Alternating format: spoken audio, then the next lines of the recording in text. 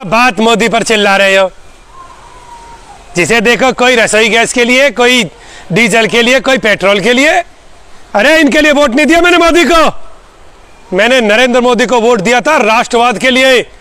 मैंने नरेंद्र मोदी को वोट दिया था पाकिस्तान को सबक सिखाने के लिए। मैंने नरेंद्र मोदी को वोट दिया राम मंदिर की समस्या सुलझाने के लिए। वो सुलझी। पाकिस्तान को अकल आई। मैंने नरेंद्र मोदी को वोट दिया कश्मीर की समस्या के लिए। और की ना अगले ने समस्या हल। क्या ये समस्याएं पिछली सरकारें हल नहीं कर सकती थी? कर सकती थी, लेकिन उन्होंने हल करना नहीं चाहा। और देखो कितना अच्छा काम हो गया। चीन का इतना सुंदर इंतजाम हो गया। ये तो किसी ने भी नहीं सोचा था कि ऐसा भी समय आएगा कि चीन बॉर्डर से ही भाग जाएगा। ये महारत है देश के प्रधानमंत्री नरेंद्र मोदी की, और ये योग्यता है उनकी। और जो ये सोच रहे हो ना नरेंद्र मोदी को घेर लेंगे हम डीजल पेट्रोल गैस के लिए, उन्हें बता देता हूं 2024 में भी हम नरेंद्र मोदी को ही वोट देंगे। समझ गए? 2024 में भी नरेंद्र मोदी को ही वोट देंगे हम लोग। और उस समय वोट देंगे यूनिफॉर्म सिविल कोड के लिए, उस समय वोट देंगे जनसंख्या नियंत्रण कानून के लिए, और उस समय वोट देंगे देश से हर धर्म के, चाहे वो मुसलमानों का हो, चाहे हिंदुओं का, चाहे किसी भी धर्म का हो, हर धर्म के कट्टरवाद को समाप्त करने के लिए। एक लोकतांत्रिक देश में कट्टरवाद नहीं चल सकता, किसी भी धर्म का नहीं चल सकता।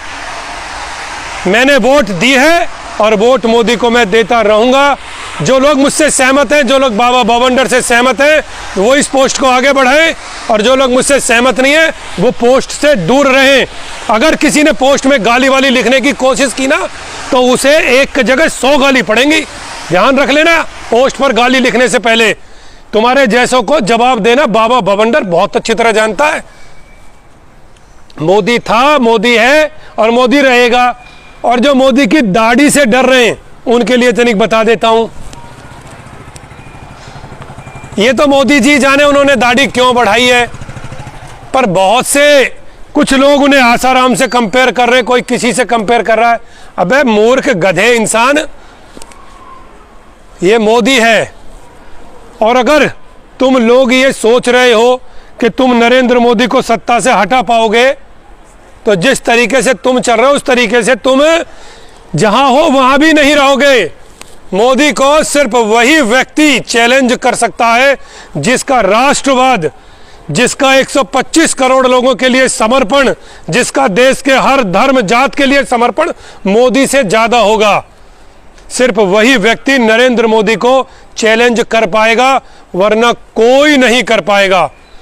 जो लोगों ने तुष्टीकरण की राजनीति की 70 सालों से, 7 दशकों से, देश की आजादी के बाद जो तुष्टीकरण से आगे बढ़े, उन लोगों को यह जान लेना चाहिए कि उन्हें देश को समझना होगा, राष्ट्र को समझना होगा और वास्तविक लोकतंत्र को समझना होगा। तब जाकर कोई नरेंद्र मोदी के सामने खड़े होने की हिम्मत कर पाएगा। वरना देश नरेंद्र मोदी के साथ है। मैं तो हमेशा ही साथ हूं उनके। जब तक नरेंद्र मोदी जी जिंदा है तब तक हम मोदी जी के साथ हैं। और मैं ये चाहता हूं कि विपक्ष और मजबूत हो, क्योंकि जितना विपक्ष मजबूत होगा उतना ही नरेंद्र मोदी जी मजबूत होंगे। कोरोना को बेहतरीन तरीके से कंट्रोल करने के लिए मोदी जी को 100 में से 100 नंबर। इसके अलावा ये जानना भी जरूरी है कि अगर हमें कोरोना की वैक्सीन फ्री में चाहिए, कोरोना के टेस्ट फ्री में चाहिए, तो वो पैसा कहीं से आएगा।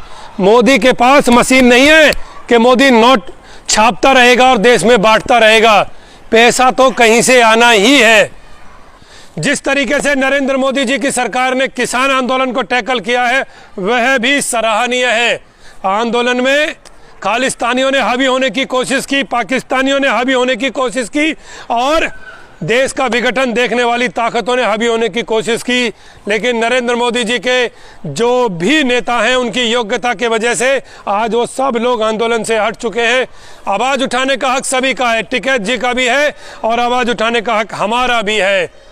टिकैत जी अपने इशू को लेकर वहाँ बैठे हैं, लेकिन चीजें बहुत बुरी तरह फंस चुकी हैं।